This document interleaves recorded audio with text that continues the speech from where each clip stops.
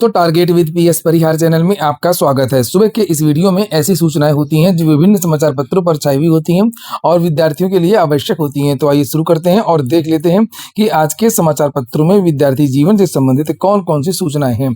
तो वीडियो को जल्दी से लाइक कर दें, शेयर कर दें और जिन छात्रों ने चैनल को अभी भी सब्सक्राइब न किया हो तो जल्दी से सब्सक्राइब कर लें ताकि आप लोगों को इसी प्रकार की ऑथेंटिक और सॉलिड अपडेट से सबसे पहले मिलती रहें।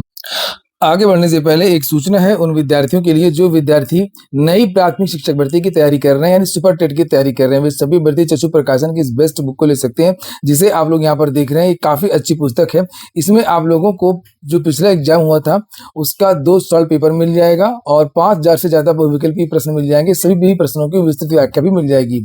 चक्षु प्रकाशन की ये बेस्ट बुक आप लोगों को सभी कापी किताबों की दुकानों में मिल जाएगी और अगर आप लोग ऑनलाइन मंगवाना चाहते हैं तो उसकी लिंक मैंने डिस्क्रिप्शन बॉक्स और कमेंट बॉक्स दोनों जगह उपलब्ध करा दिए। आप लोग चाहें तो इसको ऑनलाइन भी मंगवा सकते हैं। यहाँ पर बुक में का पहले शुरू में ये आपका पाठ्यक्रम दिया हुआ है, उसके बाद में ये एक ग्राफ दिखाया गया जिसमें ये बताया गया कि किस चैप्टर से कितने क्वेश्चन किस साल आए। शिव प्रकाशन की सुपर ईटी की और भी बुक्स आती हैं, जैसे अभी आप लोग स्टडी गाइड देख रहे थे, इसी तरीके से इनका प्रैक्टिस सेट आता है जिसमें 20 प्रैक्टिस सेट और 2 सॉल्व पेपर दिए हुए हैं। और इस बुक की भी लिंक मैंने आप डिस्क्रिप्शन में उपलब्ध करा दी। आप लोग चाहें तो इस बुक को भी ऑनलाइन मंगवा सकते हैं। चलिए शुरू करते हैं और सबसे पहले हम लोग बात करेंगे 68,500 शिक्षक भर्ती की। उसके बाद में हम लोग शिक्षा सेवा चयन आयोग की बात करेंगे और उसके बाद में पीसीएस के बड़े घोटाले को लेकर के चर्चा करेंगे जिसके बारे में लगातार वीडियो बना भी रहा हूं।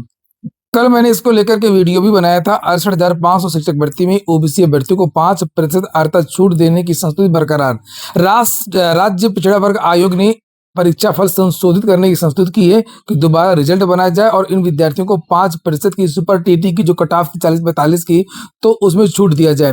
इसमें मामला यह था कि ओबीसी विद्यार्थियों को 5% की सुपर टीईटी में छूट नहीं दी गई थी। हालांकि भर्ती जब फाइनल हुई थी तो उसमें आरक्षण का पालन किया गया था, लेकिन इसमें जो सुपर टीईटी की जो कट ऑफ थी उसमें इनको कोई फायदा नहीं दिया गया। इसी को लेकर के ये जो रिपोर्ट है वो कल वायरल होती रही और ये भी कहा गया है कि 69,000 शिक्षक भर्ती में ओबीसी विद्यार्थियों को 5% की छूट दी गई थी। एडेड जूनियर हाई स्कूल शिक्षक भर्ती में भी छूट दी गई थी। तो आखिरकार 68,500 शिक्षक भर्ती में क्यों छूट नहीं दी गई है? ये अनुच्छेद 14 और वह 16 में निहित समानता और समान अवसर के अधिकार के विपरीत है। तो लिखा है कि आयोग, ये विद्यार्थी काफी दिन से ये लड़ाई लड़ रहे थे, बहुत दिनों से ये लड़ाई लड़ रहे थे और लगता है कि इन विद्यार्थियों को इसका फल जल्द ही मिलने वाला है। आयोग के इस निर्णय से कई साल से संघर्ष कर रहे ओबीसी अभ्यर्थियों में नई उम्मीद जगी है। आयोग के सचिव मनोज कुमार सागर ने बेसिक शिक्षा विभाग के अपर मुख्य सचिव बैठक की संस्तुतियां भेजते हुए इस बार कार्रवाई करते हुए आयोग को भी अवगत कराने का निर्देश दिया है और इसमें लगभग 2200 ओबीसी विद्यार्थी प्रभावित हो सकते हैं। 2200 और विद्यार्थी पास हो सकते हैं। लिखा 68,500 पदों के सापेक्ष 1,07,000 विद्यार्थी आवेदक थे। इसके लिए केवल बीटीसी शिक्षा मित्र ही योग्य थे। भर्ती के लिए लिखित परीक्षा हुई थी। पहली लिस्ट में 41,256 और दूसरी लिस्ट में 4200 विद्यार्थी और पास हुए थे। वही हाईकोर्ट के आदेश पर इसमें कुछ और भी नियुक्तियां हुई थी। ये नियुक्तियां कम 2018 को 19 में और 2023 में हुई है। देखते हैं कब तक क्या चीजें होती हैं। और इसमें पद तो काफी ज्यादा खाली है। इसमें बताया गया है कि ओवरऑल लगभग 20,000 से ज्यादा पद रिक्त हैं और ओबीसी की लगभग 9800 पद जो सीटें हैं।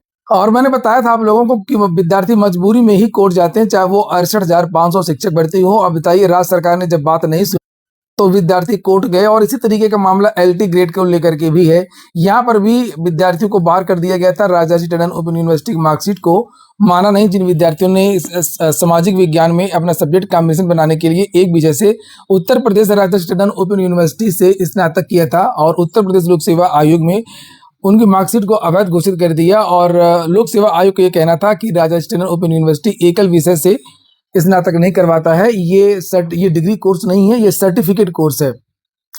और थक हार करके विद्यार्थी कोर्ट चले गए और इन 10 विद्यार्थियों को कोर्ट ने अंतिम रूप से मुख्य परीक्षा में बैठने की अनुमति दे दी है। तो हर बात में विद्यार्थियों को कोर्ट जाना पड़ता है, तभी ये आयोग मानते हैं। वहीं पर इसी तरीके का मामला मैंने बताया था आप लोगों को कि वीडियो 2016 का भी, वीडियो 2016 में यहाँ पर देख सकते हैं जो अनुसूचित जाति कट ऑफ 70 गई थी और अनारक्षित की कट ऑफ 78 गई थी। ये आप लोगों को पता होगा, ये उत्तर प्रदेश अधीनस्थ सेवा चयन आयोग की ही नोटिस है और बहुत सारे ऐसे विद्यार्थी थे जिनका कट ऑफ के बराबर नंबर था, उनका भी चयन नहीं हुआ था और लगभग इसमें 92 सीटें रिक्त रह गई थी। इसके भी विद्यार्थी कोर्ट गए हैं और इसमें 13 तारीख को सुनवाई होनी। मैंने आप लोगों को इसके बारे में जानकारी भी दी और उसके बारे में यहाँ पर लिखा भी है। ये देखिए, कई ऐसे अभ्यर्थी थे जिनका मार्क्स कट ऑफ के बराबर था, परंतु सीट उपलब्ध नहीं होने के कारण वह चयन प्रक्रिया से बाहर हो गए थे और बाद में पता चला था कि उनके जो है 92 सीटें खाली हैं। तो वीडियो भर्ती 2016 में जो रिक्त पद हैं उन पदों को भरने के लिए और जिनका कट ऑफ के बराबर नंबर है या 1-2 नंबर जिनका कम है वो विद्यार्थी कूट गए हैं, वही सुनवाई यहाँ पर चल रही है और उसी के बारे में कई बार समाचार पत्रों के माध्यम से जानकारी दी गई है। और इसमें उत्तर कुंजी को लेकर के भी विवाद हो गया था। कुछ उत्तर सही हो गए थे विद्यार्थियों के, जिनके ऐसे बहुत सारे विद्यार्थी हैं जिनका कट ऑफ से ज्यादा भी नंबर चला गया। और यहाँ पर देखिए लिखा भी है कि अशोक यादव की याचिका पर हाईकोर्ट ने विवादित प्रश्नों पर याची के पक्ष में फैसला देते हुए 7 दिनों में परिणाम जारी करने और 15 दिनों में नियुक्त करने का आदेश भी दिया। और अधिक जानकारी के लिए यहाँ पर ये जो अधिवक्ता है, ये संजय कुमार यादव याचिका अधिवक्ता, ये 4 प्रश्नों का मामला जो कोर्ट में है, इनका एक नंबर है, आप लोग कांटेक्ट करके पूछ सकते हैं। ये देखिए, अगर आप लोग भी मान लीजिए बाउंड्री में है, आप लोगों का भी कट ऑफ के बराबर नंबर है, तो आप लोग भी संपर्क कर सकते हैं। मुझको फोन नंबर मत करिए, आप लोग मुझको कमेंट मत करिए, मुझको मैसेज मत करिए, जो भी पूछना हो आप लोग यहाँ से पूछिए। नंबर है 9140622323। चलिए अब हम लोग बात कर लेते हैं शिक्षक भर्ती को लेकर के जो चेयरमैन का बयान है और शिक्षा सेवा चयन आयोग का क्या कार्यक्रम है विज्ञापन को लेकर के और एग्जाम कैलेंडर आदि को लेकर के। आज के बहुत सारे समाचार पत्र में इसको लेकर के जानकारी दी गई है। ये देखिए, ये आज ही का पेपर है दैनिक जागरण और इसमें लिखा शिक्षा सेवा चयन आयोग जारी करेगा शिक्षक भर्तियों का कैलेंडर।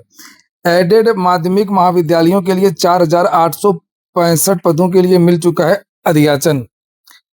और आगे लिखा कि उत्तर प्रदेश शिक्षा सेवा चयन आयोग जल्द ही विभिन्न शिक्षक भर्तियों का कैलेंडर जारी करेगा। आयोग को एडेड महाविद्यालयों, एडेड माध्यमिक विद्यालयों और अल्पसंख्यक शिक्षण संस्थानों, एडेड जूनियर हाई स्कूल, बेसिक शिक्षा परिषद, अटल आवासीय विद्यालयों तथा तकनीकी शिक्षण संस्थानों में अनुदेशकों की भर्ती करानी है। रिक्तियों का विवरण मिलने के बाद आयोग चरणबद्ध तरीके से भर्ती प्रक्रिया शुरू करने की तैयारी में है। पहले चरण में एडेड महाविद्यालयों के प्राचार्य और असिस्टेंट प्रोफेसर और एडेड माध्यमिक विद्यालयों में प्रधानाचार्य और प्रधानाध्यापक समेत कुल 4865 पदों का ऑनलाइन अधियाचन आयोग को प्राप्त हो चुका है। ये देखिए, प्रधानाचार्य प्रधानाध्यापक भर्ती जिसका विज्ञापन जारी होना है और एक जो प्रचार भर्ती है उसके बारे में यहाँ पर जानकारी दी गई है और असिस्टेंट प्रोफेसर जिसके बारे में सुना होगा आपने 2160 पद वो है और लगभग 2500 पद प्रधानाचार्य प्रधानाध्यापक भर्ती वाले हैं और 211 या 111 के आसपास ही प्रचार वाले पद हैं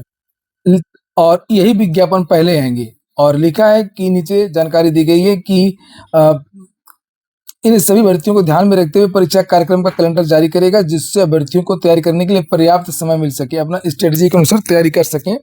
आयोग के अध्यक्ष प्रशांत कुमार ने जनवरी से लंबित शिक्षक भर्तियों को पूरा करने की योजना के तहत तेजी से काम शुरू कराया है और वर्ष 2022 की 624 पदों की प्रवक्ता पीजीटी भर्ती पूरी हो ही चुकी है और 3539 पदों की प्रशिक्षित स्नातक शिक्षक टीजीटी भर्ती में परीक्षा परिणाम जारी होने के बाद अभिलेख सत्यापन की प्रक्रिया चल रही है और इसी महीने अंतिम चयन परिणाम घोषित किए जाने की संभावना है। इसके अलावा विज्ञापन संख्या 51 के तहत असिस्टेंट प्रोफेसर भर्ती के लिए परीक्षा में सफल विद्यार्थियों का इंटरव्यू भी हो चुका है और इंटरव्यू घोषित हो चुका है और इन लंबित प्रक्रियाओं के पूरा होने पर आयोग नई शिक्षक भर्तियों का कैलेंडर जारी करेगा, अगले महीने जारी करेगा। आयोग बेसिक शिक्षा में सहायक अध्यापक, एडेड माध्यमिक विद्यालयों में प्रधानाचार्य प्रधानाध्यापक भर्ती की परीक्षाओं का पाठ्यक्रम पहले जारी कर चुका। सिलेबस आपने देखा होगा, इसको लेकर के मैंने वीडियो भी बनाया था। आयोग के चेयरमैन का यहाँ पर बयान है। आयोग अध्यक्ष ने स्पष्ट किया कि जैसे जैसे अधियाचन प्राप्त होंगे उसी क्रम में विज्ञापन जारी होगा। तो अधियाचन अभी किसका मिला है? प्रधानाचार्य प्रधानाध्यापक भर्ती का और प्राचार्य भर्ती का, तो पहले उसका विज्ञापन जारी होगा। आगामी भर्तियों में टीजीटी, पीजीटी तथा बेसिक शिक्षा के नगर और ग्रामीण क्षेत्रों के लिए भी बड़ी संख्या में शिक्षकों की भर्ती की जाएगी। तो यहाँ पर टीजीटी, पीजीटी के साथ में बेसिक शिक्षा की भर्ती की भी बात की गई है और दोनों भर्ती की बात की गई है, नगर और ग्रामीण, और इससे हजारों विद्यार्थियों को सरकारी शिक्षक बनने का अवसर मिलेगा। नहीं देखिए, भर्तियां तो आनी है, भले ही 15 दिन 20 दिन और देरी से आए, लेकिन भर्ती तो आएगी ही। इसलिए आप लोग जो है अपना पढ़ाई करते रहें। अगली सूचना है उत्तर प्रदेश लोक सेवा आयोग की। किसी भी समाचार पत्र में इसको लेकर के कोई जानकारी नहीं है और इसकी जानकारी केवल मेरे चैनल के द्वारा ही आप लोगों को समय समय पर दी जाती है, लेकिन तथ्यों के साथ में, फैक्ट के साथ में। जैसे मैंने एक ये वीडियो बनाया था, एक छात्रा की एक मार्कशीट थी और इस मार्कशीट में मैंने आप लोगों को ये दिखाया था कि छात्रा के पहले कितने नंबर है, बाकी में यहाँ पर देख सकते हैं। और उसके बाद में ये पे जीएस का जो पेपर ये देख सकते हैं, 4th और 5 में कितना कम नंबर, नहीं ये 3 और 4th में कितना कम नंबर कर दिया गया। इसी तरीके से मैंने बहुत सारे मार्कशीट और लोगों की भी और ये भी मैंने आप लोगों को कई वीडियो बना करके दिखाया है कि जिन विद्यार्थियों का जो रोल नंबर है शुरू का 00 से स्टार्टिंग हुई है, 01 से स्टार्ट हुआ है, उन विद्यार्थियों के चयन ज़्यादा देखे जा रहे हैं। और जिनका जो रोल नंबर का स्टार्टिंग 02, 03, 04, 05 से जो बाद में जिन विद्यार्थियों के साक्षात्कार का रोल नंबर था, उन विद्यार्थियों का चयन कम हुआ है। और ये इसके अलावा मैंने और भी बहुत सारे विद्यार्थियों की मार्कशीट दिखाई हैं कि किसी विषय में उनके ज़्यादातर विषय में काफ़ी अच्छे नंबर हैं और किसी एक या दो विषय में ही बहुत कम नंबर हैं, जिसको सोचा भी नहीं जा सकता कि एक पीसीएस की तैयारी करने वाला छात्र और जो विद्यार्थी पीसीएस का मेंस दे रहा हो, उसके पहले जो चयनित भी हो चुका हो, उसके इतने कम नंबर। ये एक आरटीआई है जो डाली गई थी, आयोग से कुछ सवाल पूछे गए थे कि किसने कापियां जांची हैं, कितने लोगों ने जांची हैं, किस सब्जेक्ट की कॉपी के लिए कितने परीक्षक थे, कितना पैसा खर्च हुआ मूल्यांकन में कौन सी तकनीकी का इस्तेमाल किया गया। ये सारे के सारे जो सवाल है ये आरटीआई के द्वारा पूछे गए थे, जिसे आप लोग यहाँ पर ये देख सकते हैं। उसका जवाब दिया उत्तर प्रदेश लोक सेवा आयोग ने। सारा घोटाला आपको समझ में आ जाएगा। और आप लोग इस वीडियो को लाइक भी कर दें। ये लोक सेवा आयोग की लापरवाही को लेकर के ये मेरा चौथा या पांचवा वीडियो है लगातार। यहाँ पर ये इन्होंने बताया है कि जो पीसीएस 2024 का जो मूल्यांकन हुआ था उसमें समान हिंदी के 51 विशेषज्ञ थे, परीक्षक थे, निबंध के 43 थे, समान अध्ययन के इतने। इस तरीके से इन्होंने ये विवरण दिया है। उसके बाद में जब डिटेल मांगा गया था तो लिखा परीक्षकों की नियुक्ति उनकी शैक्षिक अर्हताओं, उपाधि, स्नातकोत्तर स्तर पर अध्यापन का अनुभव और वृत्तिक अनुभव के आधार पर विषयवार की जाती है। जो किसी विश्वविद्यालय सरकारी निकाय द्वारा अवाचार का दोषी न पाया गया हो, अनाचार का और इसके विरुद्ध कोई अवाचार के अभिकथन पर कोई जांच या अनुसंधान विचाराधीन न हो। आगे लिखा है कि मूल्यांकन और मॉडरेशन को लेकर के जो सवाल उठ रहे हैं उसके बारे में जानकारी दी गई है। इस परीक्षा में जो आंसर का जो कापियां जांची गई हैं उनके मूल्यांकन की कार्रवाई और ये मॉडरेशन की जो कार्रवाई वो 4 महीने 22 दिन में संपन्न हुई है। प्रतिदिन प्रति परीक्षक अधिकतम 25 उत्तर पुस्तिकाओं का मूल्यांकन किया गया है। ये हमने कहा है, उनका क्या कहना है। और यहाँ पर लिखा 1,09,348 उत्तर पुस्तिकाओं का मूल्यांकन किया गया, क्योंकि लगभग 15,000 विद्यार्थी थे और आपको पता कि पीसीएस मेंस में कई सब्जेक्ट्स होते, इतनी कापियां थी। यहाँ पर आगे लिखा है कि परीक्षकों द्वारा मूल्यांकन में एक रूपता के दृष्टिगत आपसी सहमति से मार्किंग पैटर्न व मॉडल आंसर तैयार किया जाता है। एक मॉडल आंसर तैयार किया इन्होंने। किसी भी परीक्षा के उत्तर पुस्तिकाओं के मूल्यांकन में एक से अधिक परीक्षक द्वारा मूल्यांकन में शामिल होने पर समस्त परीक्षकों के मूल्यांकन में एक रूपता के दृष्टिगत मुख्य प्रधान परीक्षक की नियुक्ति पर्यवेक्षण हेतु की जाती है। उत्तर पुस्तिका के मूल्यांकन के उपरांत प्रत्येक परीक्षक के 6% यानी 3% अधिकतम और 3% रैंडम उत्तर पुस्तिकाओं का मॉडरेशन किया जाता है। ये बताइए, अगर किसी ने आपसे कह दिया कि आतंकवादी आ रहे हैं और पुलिस को जांच करनी है, किसी मंदिर के गेट पर जांच करनी है, तो क्या वो रैंडम 3 लोगों की जांच होगी? क्या वो केवल 6 लोगों की जांच होगी या आने वाले प्रत्येक व्यक्ति की जांच होगी? आप बताइए। तो यहाँ पर ये रैंडम लोगों का इन्होंने मॉडरेशन किया है। 3% अधिकतम और 3% रैंडम, केवल 6% का रैंडम मॉडरेशन किया है। अब मैं बताता हूं कि इसमें विवाद क्या है। आपने देखा अभी एक मार्कशीट मैंने एक दिखाई, विभा शर्मा की मार्कशीट मैंने दिखाई थी, 58-61 नंबर एक में और बाकी में 100 के ऊपर ऐसे थे पेपर नंबर थे। और ऐसे बहुत सारे छात्र हैं जिनके आप देखेंगे जीएस 3, जीएस 4 में ही, जिसमें कहा जाता है बहुत कम नंबर है, 100 नंबर है, 110 नंबर है। तो होता यह कि कोई जैसे कॉपी जैसे नहीं है। आपने भी देखा कितनी कापियां थी, लगभग 1 लाख कापियां थी और एक एक विषय की लगभग 15-15 हजार। तो एक विशेषज्ञ तो कापी चेक करेगा नहीं। जैसे आपने देखा भी होगा निबंध में 43 है, निबंध को ही आप ले लीजिए, ये जीएस, ये सामान्य अध्ययन को मान लीजिए, ये 3 इसी को मान लीजिए। एक जो कापी जांचने वाला है वो 4 में 3, 2 देता है और एक नंबर या 2 नंबर देता है या किसी किसी में 0 नंबर देता है। को कहने का मतलब ये कि कोई मूल्यांकन करता उदार होता है, वो ज्यादा नंबर देता है, कोई मूल्यांकन करता कम नंबर देता है। और यही अनुपात को जो ग्राफ बनाया जाता है, ये जो समानता होनी चाहिए, इस ग्राफ को चेक करना चाहिए। मॉडरेशन कहते हैं कि इसको है, नॉर्मलाइजेशन कहते हैं कि इसको है।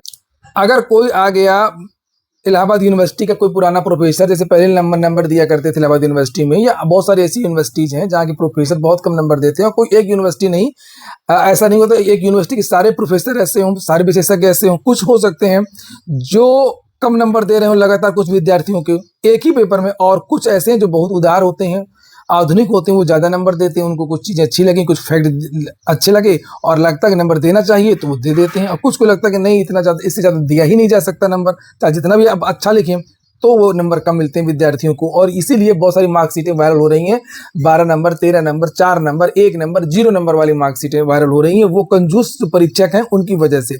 और इसी कंजूसी को बराबर करने के लिए मॉडरेशन की प्रक्रिया अपनाई जाती है, नॉर्मलाइजेशन की प्रक्रिया अपनाई जाती है।